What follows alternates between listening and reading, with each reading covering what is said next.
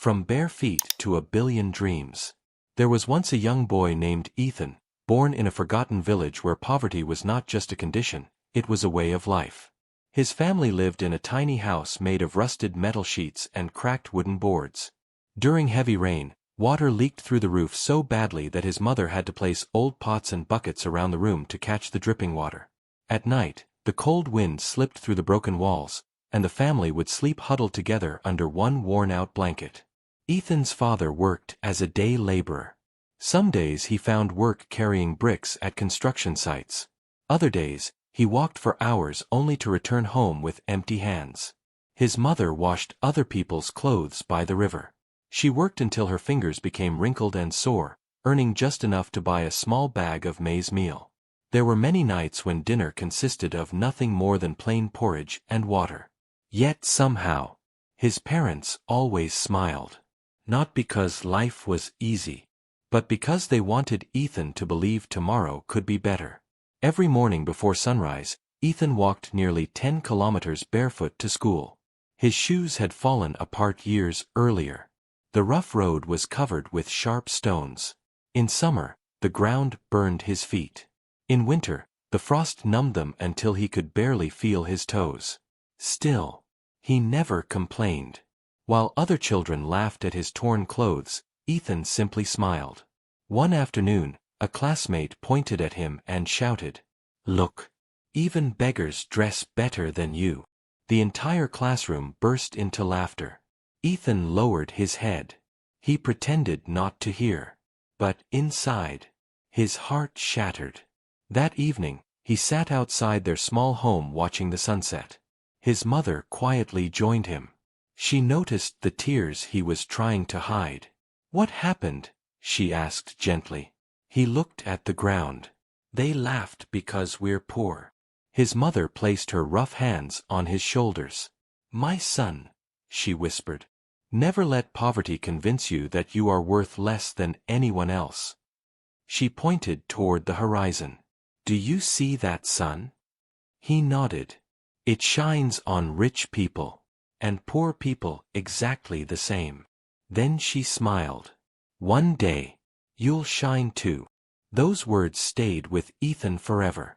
As the years passed, life became even harder. When Ethan turned 13, his father suffered a terrible injury at work. A heavy steel beam crushed his leg. The company refused to compensate him. He could no longer work. Their tiny income disappeared overnight. Bills piled up. Food became scarce.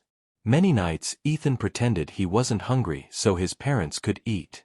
His stomach growled so loudly that sleep became impossible. One evening his father apologized. "I'm sorry, son. I wanted to give you a better life." Ethan shook his head. "You already have." His father looked confused. "You taught me how to work hard." His father cried for the first time. To help his family survive, Ethan began working before school.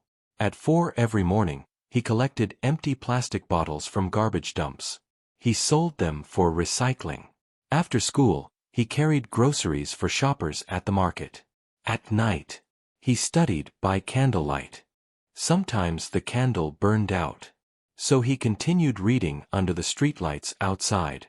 People passing by laughed. What kind of child studies outside? But Ethan ignored them. Every page he read felt like another step away from poverty.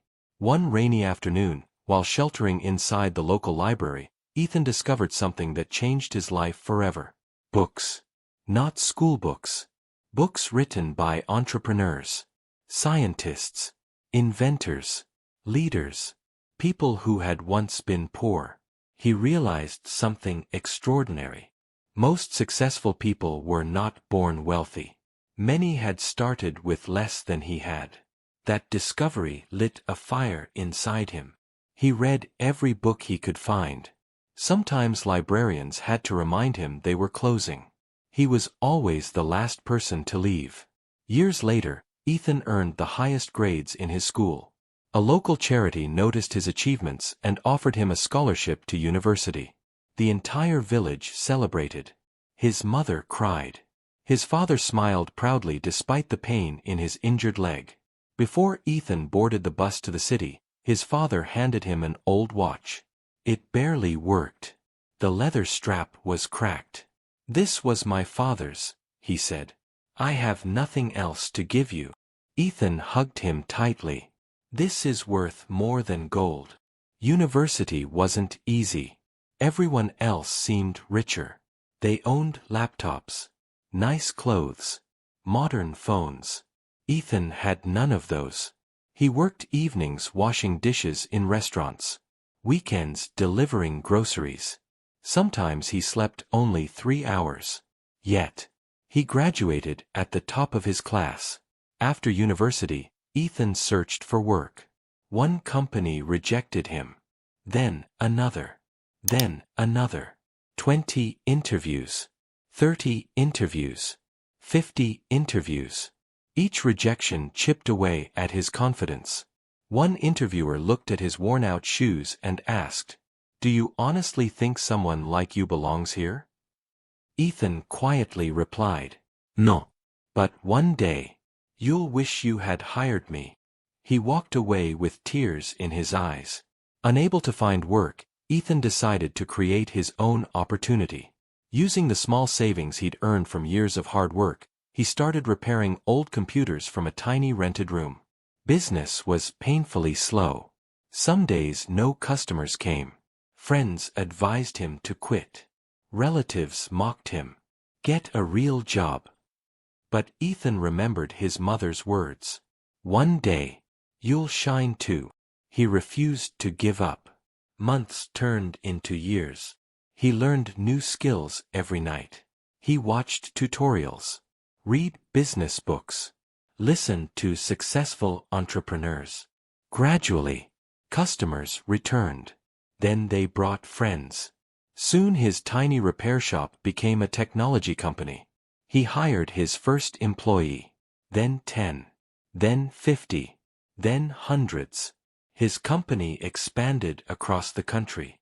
Eventually, across continents, news channels called him one of the youngest self-made millionaires in the nation. But success never changed his heart. One afternoon, Ethan drove back to the village where everything had begun. The same dusty roads, the same broken houses, the same children walking barefoot to school. He stopped his expensive car beside his childhood home. His mother stood outside. For a moment, she didn't recognize him. Then she smiled. "My little boy." He embraced her. Neither of them spoke. They simply cried. His father was older now. His hair had turned white. His injured leg still hurt. Ethan knelt before him. "You carried me. Now let me carry you." His father smiled through tears. "I always knew you could." Instead of buying a mansion first, Ethan built something else. A school. Then another. Then a hospital.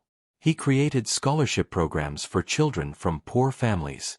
He funded libraries in rural villages. He built clean water systems where people had walked miles just to fetch water. Journalists asked him, "Why give away so much money?" He answered, "Because I remember what it feels like to have nothing." Years later, Ethan stood before thousands of graduating students. One young boy asked, "Sir, what is the secret to becoming rich?" Everyone expected him to mention investments, business, money. Instead, Ethan smiled. "The secret isn't becoming rich." The room became silent. "The secret is becoming someone who refuses to quit." He looked across the audience. Poverty can steal your comfort. It can steal your opportunities. It can even steal your childhood. But it cannot steal your determination unless you give it permission. The audience erupted into applause.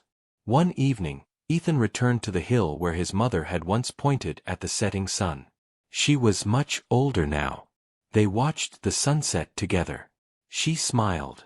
"Remember what I told you?" He nodded. "You said one day, Idishina." She laughed softly. No. She squeezed his hand. I said you would shine. But I never imagined you'd become the sunrise for thousands of other people. Tears rolled down Ethan's face. Because he finally understood. Real success wasn't measured by the size of his bank account. It was measured by the number of lives he had changed. Years after his parents peacefully passed away, Ethan kept the old watch his father had given him. It never worked properly. It wasn't valuable. But every morning before leaving home, he wore it. Not to tell the time, but to remember where his journey began. Whenever someone admired his luxury cars, elegant office, or successful company, they never saw the old watch hidden beneath his sleeve. That watch reminded him that every second of his success had been built on sacrifice, perseverance, faith, and love.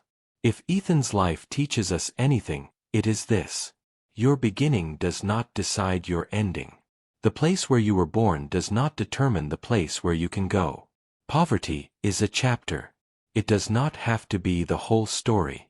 The greatest victories often belong to those who keep walking when the road is hardest, who keep believing when no one else does, and who choose kindness even after experiencing hardship. Because true wealth is not only found in money. It is found in character, compassion, and the courage to keep moving forward when every obstacle tells you to stop. And perhaps, somewhere today, there is another child walking barefoot to school, carrying dreams far bigger than their circumstances. Maybe that child will hear this story. Maybe they will decide not to give up.